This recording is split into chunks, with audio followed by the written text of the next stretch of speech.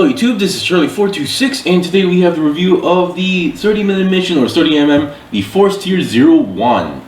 Now, first of all, I would like to thank everybody who was worried about me. For those who don't know, I was actually extremely sick for last week, so I wasn't able to actually do anything. I wasn't able to film anything, so once again, I'm very sorry for no video last week. So, I am feeling much better now. I'm pretty much 95% recovered, so I'm pretty much back in business. Alright, so the Forestieri 01, this one actually released last week, so while I was sick, there were a few times where I was actually feeling a little bit better, so that's when I quickly built this guy as well. Alright, so this is a 30-minute mission kit, and lore-wise, or story-wise, according to the manual, this thing is actually a unmanned unit, hence the design is slightly, different from, our previous designs from the Alto, so, yeah.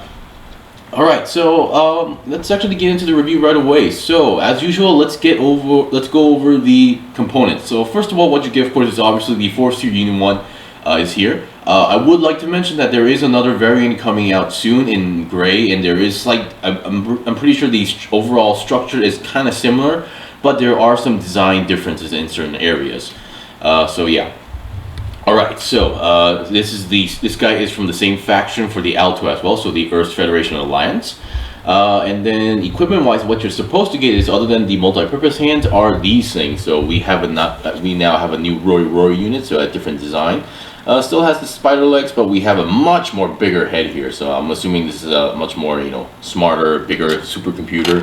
And then we get a nice gun going on here. I do like the design here. The ammo clip is not detachable, just wanted to point that out. It's a very simple build. And then we actually get a beam saber. So although I would like to mention, while the hilt looks very similar to a beam saber, the beam effect part is actually it's actually a pretty short beam saber effect part.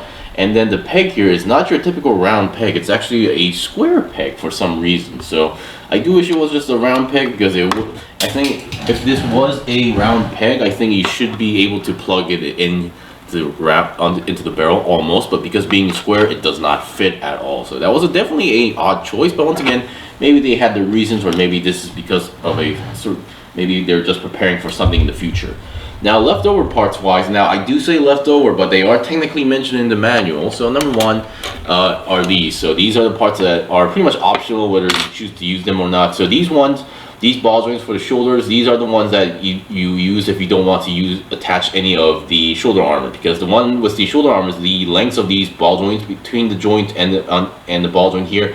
The peg here is supposed to be longer, hence you have space for the shoulder armor. These ones are the shorter ones where you cannot attach anything there. And here is another extra option piece that we've seen these before. And then we do have some other hand options. So we do have the fully open hands, and then a slightly tilted hand for the gun. But once again, these are just mentioned in the manual, whether these are optional, so it's really up to you to use these or not. Since 30-minute mission kits they're all about the customization here.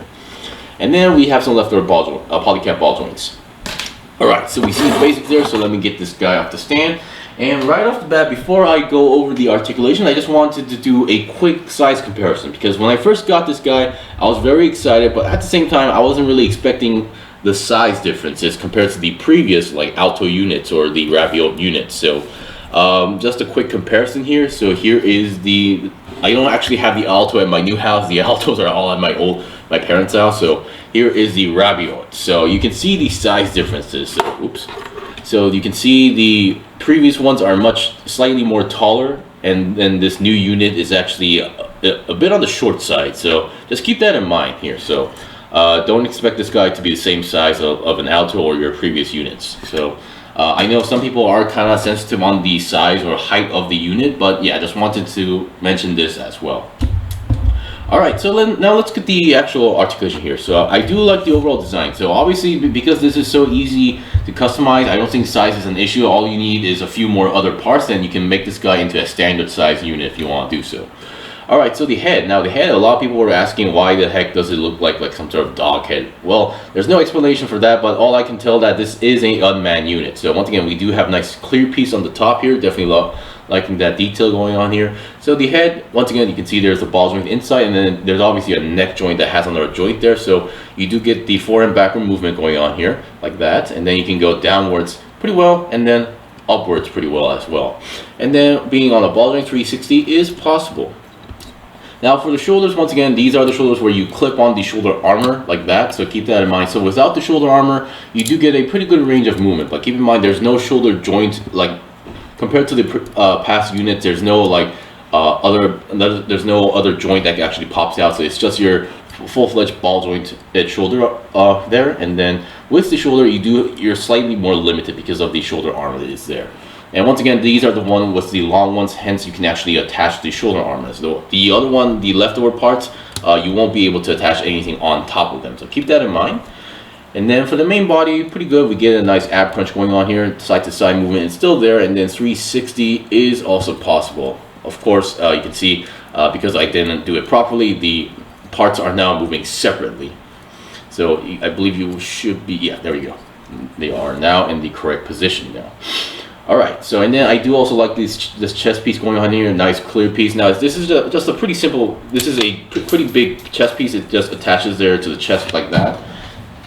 So yeah, pretty simple chest piece, and I'm pretty sure a lot of people are going to find use for this as well. I do like the color scheme, so I do hope that they release a few other color variants as well. Now, other than the darker color variant with the blue clear pieces as well. All right, and now the legs, well, the joints on the arms and legs are pretty much the same, the C-clip type joint, so keep that in mind. So you do get a decent bend going on here, slightly more than 90 degrees, so that's pretty good. And then because the entire arm is on a ball joint, you can go 360, and because of the joint design, you can go to the side about 90 degrees or slightly more if you want to do so. And that's that, and rotating it is also possible.